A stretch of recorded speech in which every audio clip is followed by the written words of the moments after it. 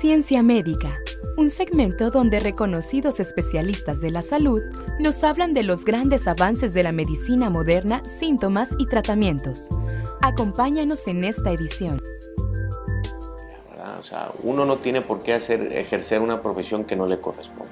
Así de sencillo. En primer lugar es falta de ética de la persona, ¿verdad? Segundo lugar, puedes hacer un daño a alguien que no viene buscando ayuda, ¿sí? Tercer lugar, lucras con eso. Soy egresado de la Universidad de Monterrey, de Medicina, la Escuela de Medicina ahí la cursamos, y hice mi entrenamiento en el Centro Médico Nacional Noreste, en Monterrey también. Cursamos 4 años de especialidad. La universidad que nos avaló los estudios también es la Universidad de Monterrey. Es esa, otorrinolaringología, el Centro Médico Nacional, 4 años de residencia, y tomamos unos cursos, fellowships se les llama, o mini entrenamientos para hacer cirugía endoscópica de senos paranasales, base de cráneo, y es lo que hemos estado haciendo en estos 8 años que tenemos ahora que egresamos ya. Bueno, yo creo que el código de ética lo tenemos todos los que ejercemos alguna profesión, ¿sí? O sea, el término ética es realizar un trabajo con profesionalismo, honestidad, ¿sí? Entonces, la ética médica es algo muy importante, un valor muy importante en todo médico que debe de tener antes inclusive de ser médico. Porque en la escuela de medicina no te enseñan, no hay una clase que se llame ética médica. En algunas universidades sí la tienen. Yo creo que sí, yo creo que sí. Yo creo que eso es lo que difiere ser el 1% de los médicos a nivel mundial son los médicos exitosos.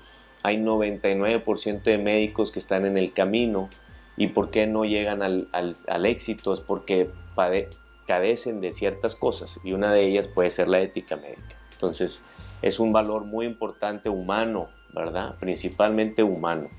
Sí, aquí lo importante es ponerte en los pies o en los zapatos de la persona que tú estás atendiendo. Es algo muy... uno de los valores que nos enseñan en la escuela de medicina es nunca hacer daño, jamás. O sea, si usted entró a mi consultorio con una infección de garganta, yo no le tengo que dar un problema a eso más. Yo le tengo que curar la infección de garganta. Entonces, ahí es donde nace la medicina, el poder ayudar al prójimo, jamás dañándolo más de lo que él ya tiene. Entonces, en denigrar a un paciente, él ya tiene un problema, está buscando una ayuda con un profesional. Entonces, tienes que estar de su lado, nunca al lado contrario, tratar de facilitarle las cosas, tratar de entender su situación, en todos los aspectos. Hablando de situación, estadio de enfermedad, situación económica, situación familiar, todo eso se tiene que ver. Una consulta mucha gente no lo aprecia, ¿verdad? Que lo vamos del otro lado para los pacientes. Tenemos mucha gente que nos dice, doctor, es una consultita. Digo, no minimices mi trabajo. O sea, una consultita no es una consultita. O sea, yo, aunque tú no te des cuenta, desde que entras a esta puerta, que nos vemos a la cara, yo te estoy viendo todos tus ademanes, qué cara traes, qué problemas puedes tener. Todo eso importa, ¿verdad? Y estamos consultando tu problema, ¿sí? Somos 13 ahora. Es una ciudad de casi 400,000 habitantes, que tenemos población flotante donde hace falta de especialistas. Claro. Tenemos falta de muchas especialidades donde el especialista puede ser único en la ciudad, entonces su trabajo es insuficiente. Tenemos que crear alguna forma de poder hacerle atractiva a la ciudad a los diferentes especialistas, ¿verdad? Que vengan de Monterrey, de Saltillo, aunque a veces los que somos de aquí se van a decir, cálmate que no vengan más. Yo le digo, oye, pues entre más vengan, vaya, acorde a la población, mejor, ¿verdad? Sí, claro, yo creo que hay mucho celo profesional como en todas las profesiones. Tú le puedes hablar a todos los otorrinos de la ciudad y te darás cuenta que en lo personal yo siempre he sido una persona muy comunicativa con ellos. Me han llamado, oye doctor, préstame un instrumento, con mucho gusto. Buena relación. Relación. Bueno, ahí es una bola de nieve que se ha creado ya, ¿verdad? O sea, uno no tiene por qué ejercer una profesión que no le corresponde. Así de sencillo. Aunque seas médico, yo no puedo andar curando huesos quebrados, ¿verdad? No puedo poner un yeso. Lo hice cuando fui médico en mi entrenamiento, pero no lo debo de hacer, no estoy capacitado. En primer lugar es falta de ética de la persona, ¿verdad? Segundo lugar, puedes hacer un daño a alguien que no viene buscando ayuda, ¿sí? Tercer lugar, lucras con eso. O sea, estás lucrando. Una cosa es que yo me preparé, fui a cursos, desgasté mucho de mi tiempo, yo tengo que recibir unos honorarios y cada quien puede cobrar lo que quiere. Hay gente que dice, oye doctor, es que es bien carero. Bueno, es lo que él cobra, ¿verdad? Así como hay restaurantes de una fondita que te sale 50 pesos y puede ser un restaurante gastarte 500 pesos, es la decisión de cada persona, ¿verdad? Pero sí, el problema es nuestras autoridades.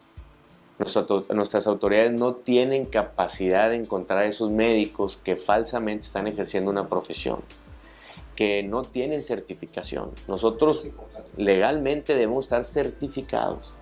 Hace años era un gusto, un plus a tu especialidad. Sabes que yo estoy certificado, y para la gente certificarte, ¿qué significa? Es cuando terminas tu especialidad, la nación, la Secretaría de Educación Pública te da una cédula para ejercer tu profesión. Y si tú quieres estar certificado, tienes que presentar un examen en un comité que está avalado por un comité nacional y lo tienes que pasar. Saliendo de la especialidad, tú ya sales certificado. Los médicos que se quisieron certificar ya siendo especialistas tuvieron que presentar ese examen también, ¿sí? Y para mantenerte certificado tienes que ir a congresos y a cursos cada 4 o 5 meses, ¿verdad? Para juntar unos puntos. Entonces, ese contraste de tener la certificación, hacer todo el esfuerzo y encontrarte con médicos que no lo hacen y aún así los permitan consultar, que te los topas en el quirófano, en hospitales que también hacen mal en recibir a esos médicos. ¿Sí me entienden? Entonces, para hospitales que se certifican, es una competencia desleal que tengas hospitales pequeñitos donde puede entrar cualquiera, no te piden cédula, los precios son muy bajos. ¿A costa de qué? Siempre le digo a mis pacientes, ¿cuánto cuesta su salud? No, doctor, es que me quiero ir a operar a la Cruz Roja. La Cruz Roja es una institución valiosísima, valiosísima. Está para algo, pero la gente le ha sacado provecho a los costos tan bajos y no está hecho para eso. ¿Sí me entiende? Entonces, regresando al tema de médicos que ejercen su profesión sin serlo, sin tener esa especialidad, pues deberían de tener problemas con la autoridad y desgraciadamente no los tienen. Lo más riesgoso es que se equivoquen en un diagnóstico desde un principio, que nos ha tocado muchas veces verlo aquí en esta silla, ¿sí?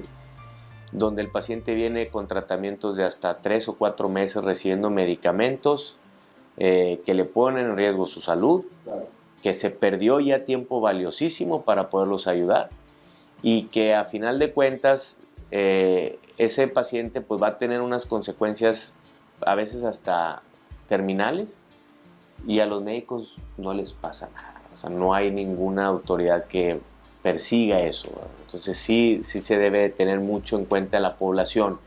Gracias a estos programas y gracias a que ahora todo el mundo tenemos acceso a las redes sociales. Tú tienes acceso a mi cédula profesional poniendo mi nombre en una página, ¿verdad? Donde ahí sale. Ahora, ya que tú tienes eso, ya tienes una garantía de que el médico, aunque sea, tiene una especialidad, está certificado. Ahora, hay doctores certificados y médicos certificados que tienen todas sus credenciales y aún así tienen ciertos problemas, ¿verdad? Entonces, aquí va enfocado que la certificación te da algo de garantía, aunque sea, ¿verdad? Yo lo que te comentaba, lo primero es recurrir al médico. La relación médico y paciente es valiosísima, pero cuando esta relación se oxida o se rompe o alguno de los dos partes no está a gusto con la relación, entonces se tiene que buscar una segunda opinión de la manera más rápida posible. El médico no debe nunca acostumbrarse a tratar a los pacientes de la misma manera. Eso es lo principal. Cada paciente es único, es individual y cada uno tiene un problema. Aunque uno en la especialidad se enfoca tanto a algo tan específico que a veces puedes sentirte cotidiano, ¿verdad? Para no decir aburrido, pero para algo uno decidió ser la especialidad, o sea, la escogiste tú. Entonces, el paciente y el médico deben tener una relación muy estable, porque si no, se pierde esa comunicación y tanto el paciente se puede sentir ofendido y el médico se puede sentir olvidado. O sea, decir, tú no me regresaste conmigo. Yo te dije que vinieras a las 3 semanas, vienes 3 meses después y vienes con este problema, yo ya no te puedo ayudar. Y se molestan los médicos, no con justa razón, porque no te tienes por qué molestar. Tú tienes que atender al paciente, aunque él haya decidido no venir contigo. ¿Qué problema te? Ok, bueno, explicas que ya está más avanzado el problema, que si hubiera venido antes hubiera sido mejor, pero hay que ayudarlo. Claro, ¿no? El paciente es tu responsabilidad 100%. O sea, si hablamos en terapias farmacológicas, en terapeuta quirúrgica, el médico es el responsable de ese paciente todo el tiempo. Todo el tiempo. ¿Sí? Si tú operas un paciente, la responsabilidad está en ti, en el quirúrgico, el postoperatorio inmediato y tardío. O sea, tú tienes que responder por ese paciente todas sus necesidades. Que si le duele, que si sangró, que si no se siente bien, que si regresó el problema, todo es responsabilidad del médico que lo trató. Que los resultados pueden variar, claro. Somos individuos, ¿verdad? Cada persona puede responder diferente. Yo creo que alentando a los médicos que sigamos haciendo nuestro trabajo como nos corresponde, ¿sí? Que el éxito no llega tan rápido, que hay que trabajar muchos años. La prueba aquí está, mi papá tiene, pues usted lo conoce, ¿verdad? Casi 40 años siendo otorrino y sigue viniendo todos los días a la consulta. Que los pacientes no están hechos para lucrar, están hechos para que nosotros los podamos ayudar, ¿sí? Que estamos en un pueblo chico, donde todo se sabe, nada se esconde. Es mejor portarte bien, actuar bien, tratar a los pacientes con dignidad y poco a poco vas a tener o vas a cosechar los frutos que tú vas sembrando. No, hombre, al contrario. Muchas gracias y aquí estamos a sus órdenes. Ciencia Médica, un segmento donde reconocidos especialistas de la salud nos hablan de los grandes avances de la medicina moderna, síntomas y tratamientos. Acompáñanos en esta edición. Ciencia Médica, un segmento donde reconocidos especialistas de la salud nos hablan de los grandes avances de la medicina moderna, síntomas y tratamientos. Acompáñanos en esta edición. Ciencia Médica, un segmento donde reconocidos especialistas de la salud nos hablan de los grandes avances de la medicina moderna, síntomas y tratamientos. Acompáñanos en esta edición.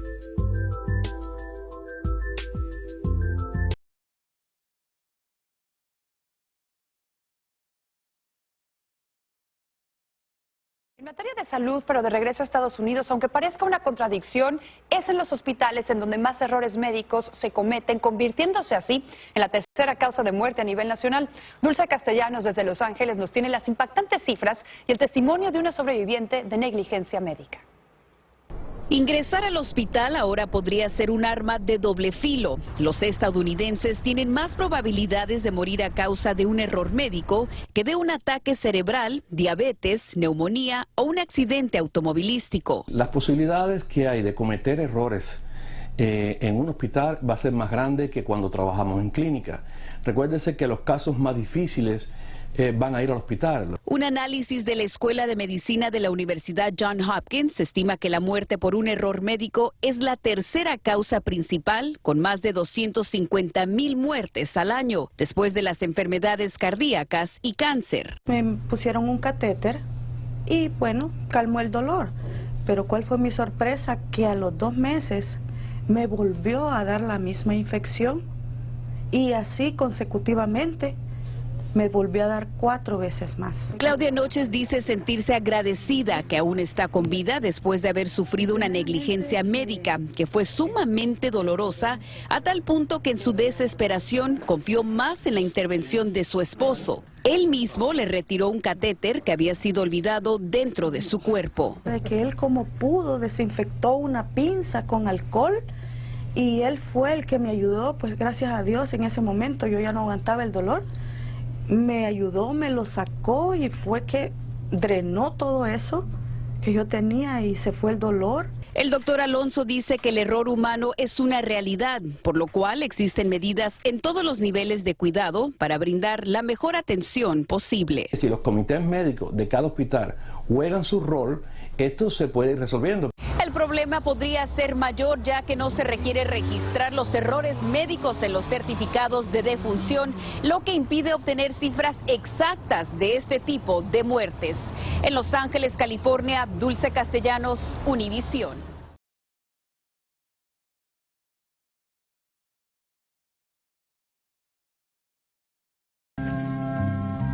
No te puedes tentar de arranque. De tentar de arranque. Yo me río, me causa mucha gracia. ¿Qué tal? Muy buenas tardes a todos. ¿Cómo le va, doctor? Un placer. ¿Cómo estás? Romántico de la medicina. Me alegro mucho. Yo trataba de contar seriamente una noticia y me miraba el doctor Capuzzo y se reía. No, Dije algo. uno se sorprende no veo permanentemente. motivo alguno de hilaridad. Fue la sorpresa que veo yo. Y dentro de como la mía viendo, por ejemplo, cómo acá probaba con un celular y un aparato. Hace como 5 minutos. Sí, da estaba miedo. dentro de las sorpresas, ¿no? Quería hablar un poquito de tecnología. Me llegó a mis manos, ¿saben qué es esto? Parece una máquina de afeitar. Sí. Una máquina de afeitar. Este es un ecógrafo. Pero no solamente un ecógrafo, es un ecodoppler. O sea que además mide el flujo vascular, el flujo sanguíneo, tanto venoso como arterial, Eso que, por y lo hace una general, son ecografía. aparatos grandotes que te hacen Claro, que llenan de es cable. inalámbrico y lo relacioné con mi teléfono celular, no sé si se podrá ver alguna cámara acá. Para que yo te ayude.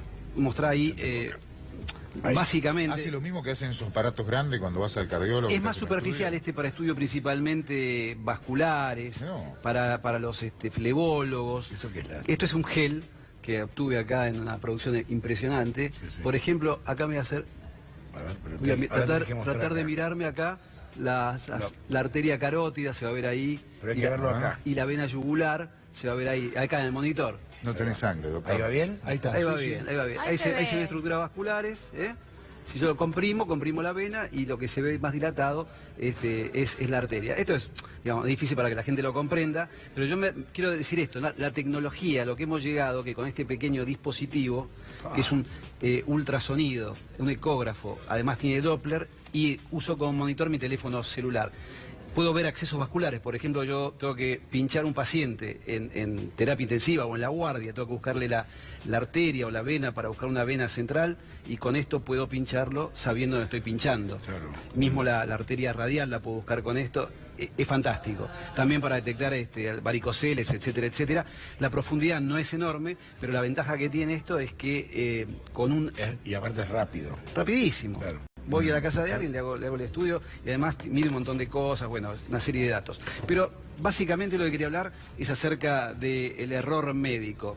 Y ustedes me preguntarán si es frecuente el error médico. Sí. Tranquilo, te queda bien. ¿Me queda bien? Sí, bien más canchero, relajado. bien canchero todo. Viernes, Sí, sí. casual. Casual.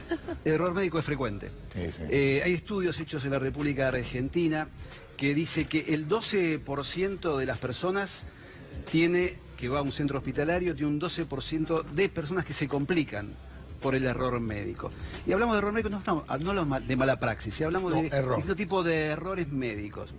La vez pasada les cuento una de las cosas que impresionan un poco, son la letra de los médicos, nosotros los médicos, olvidate. que causa Sos 1.500... bastante prolijo vos, te ves. Sí, dentro de todo sí. Causa entre 1.500 a 2.000 muertes en los Estados Unidos la mala letra de los médicos. Y recuerdo un caso de un médico que le prescribe a su paciente un producto que se llama Plendil. El farmacéutico lo interpreta como Isordil, que es otro efecto que tiene, y la dosis era, por ejemplo, 1 cada 8 y el otro le dio 8 cada 1. El paciente muere por la indicación esa. Y van a un juicio. Y el farmacéutico y el médico perdieron ese juicio por la mala letra. Es un tema tremendo el tema de la mala letra y hay muchas teorías. A mí particularmente me molesta la mala letra de nosotros. ¿Cuál es la teoría? Hay varias Toman teorías. apuntes rápido, por ejemplo. Mal, en serio, feo, digo. Una teoría es, y esta la viví personalmente, es que cuando vas a la facultad tomás muchísima cantidad de apuntes. Sí, cantidad. Y la velocidad con la cual escribís te hace perder el rasgo caligráfico que uno tiene y hace mucho más lineal y jeroglíficos y la verdad que no se entiende. Sí, la M parece una rayita. Recién miraba una prescripción de una persona que trabaja con nosotros acá y la verdad es que yo no entiendo a veces y me molesta a mí mismo no entender qué me está poniendo un colega porque yo no entiendo lo que me está escribiendo. O sea, lo veo como una falta de respeto hacia la gente y hacia nosotros mismos porque nos cuesta a veces interpretar de qué se trata. ¿No es una norma para ser médico escribir feo? Que no es tu caso, ¿eh? Que no es tu caso. Hacemos un... Sí, dame un segundo. Vamos rápidamente a Chapemalá.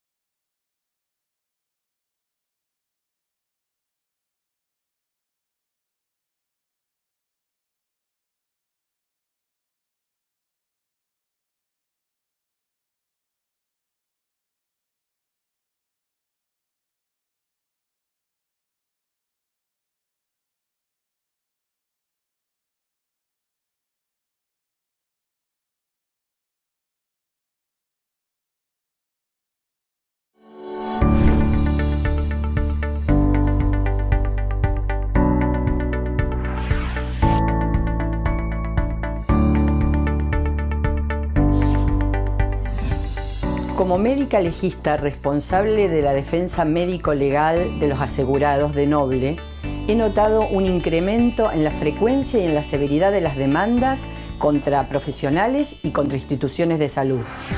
Algunos reclamos no tienen sustento médico-legal para sostenerse. Sin embargo, en otros casos observé daños que podrían haberse evitado. Los especialistas más demandados son aquellos que conviven con el riesgo, donde un error mínimo puede provocar un daño grave, tales como obstetras, traumatólogos, anestesistas, cirujanos, entre otros. También he aprendido que en la inmensa mayoría de las veces los daños ocasionados a los pacientes por parte de los profesionales no se deben a falta de conocimiento o de habilidades, sino a la enorme complejidad de la medicina moderna caracterizada por fragmentaciones en la atención, jerarquías rígidas, presiones de tiempo, fallas en la comunicación, entre otras cosas. De hecho, en un medio plagado de incertidumbres y carencias, médicos, enfermeros y demás profesionales de salud, en la inmensa mayoría de las veces se las ingenian para que las cosas salgan bien. Sin embargo, como señalara el informe del Instituto de Medicina de Estados Unidos, publicado en 1999, errar es humano. Muchos de estos errores se deben a fallas o fugas en el pensamiento automático, por ejemplo, el cirujano que se equivoca de lado. Otras fallas se deben a sesgos del razonamiento, por ejemplo, errores diagnósticos, y en un menor porcentaje a falta de conocimiento o aptitudes por parte de los profesionales. Los daños producidos por errores médicos asistenciales son un severo problema a nivel de salud pública global, estimándose como la 14ª causa de morbimortalidad en el mundo, comparable con la esclerosis múltiple de los países desarrollados y la tuberculosis en los países de bajos ingresos. Al impacto humano se suma el económico. Cerca del 15% del gasto de los hospitales se destina a atender complicaciones que podrían haberse evitado. Investigadores de la Universidad de Harvard y de la Organización Mundial de la Salud estiman el costo global por eventos adversos en 132.000 millones de dólares anuales. El principal riesgo que enfrentan los profesionales de la salud es producir un daño que podrían haber evitado. Este riesgo es mayor que el de ser demandados y eventualmente condenados. Por eso, el principal enemigo no es el error, que como vimos es parte de la conducta humana normal, sino el daño evitable. Desde Noble estimulamos a nuestros asegurados a fortalecer las barreras que se interponen entre los peligros y los pacientes. Lo pueden hacer de las siguientes maneras: simplificando y estandarizando procesos, reduciendo la confianza en la memoria, mejorando el acceso a la información y a la comunicación, evitando la sobrecarga de trabajo y de horas.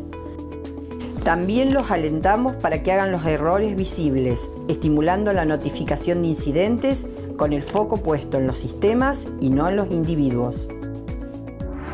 En definitiva, la creación de un entorno más seguro para los pacientes y quienes los cuidan es la mejor forma de evitar conflictos legales. Sigamos trabajando juntos en seguridad. Con un paciente más seguro, ganamos todos.